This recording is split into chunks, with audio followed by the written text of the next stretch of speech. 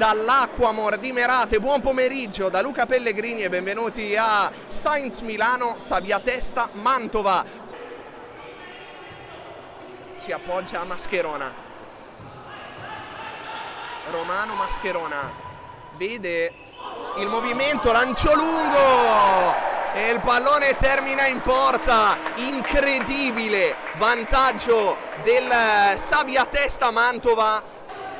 Peverini, Caglio, tunnel di Caglio, gioco di prestigio del numero 10 che arriva in zona tiro, altra finta, Caglio, salvataggio sulla linea miracoloso. Palla fuori per Mascherona, grosso colpo di tacco, Donadoni scarica per Romano. E per cercare un compagno, Casassa verso Wilde, aggancio, Wilde scarico, Portuga, raddoppia il Sabbiatesta Mantova in un lampo, lancio lungo, scarico di Wilde, gol di Portuga, 2-0.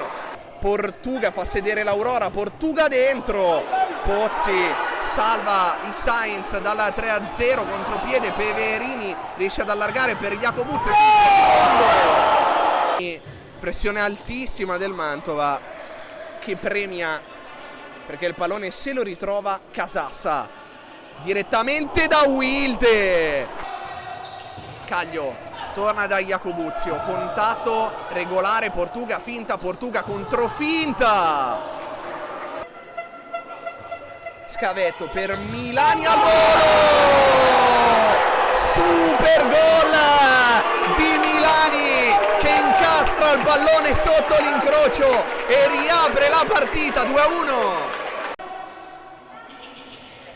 Mascherona, Casassa verso Grosso, Renan di testa, poi Grosso, destro e palo di Donadoni.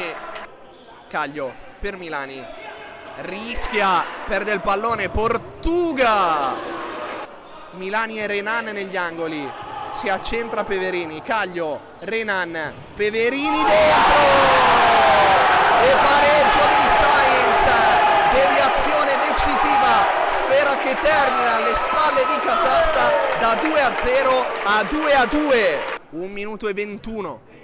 Wilde, Leleco, si scambiano Wilde e Donadoni, riceve Wilde, palla in mezzo e sbuca Grosso sul secondo palo, rimette la testa avanti il Mantova con il portiere di movimento. 3-2.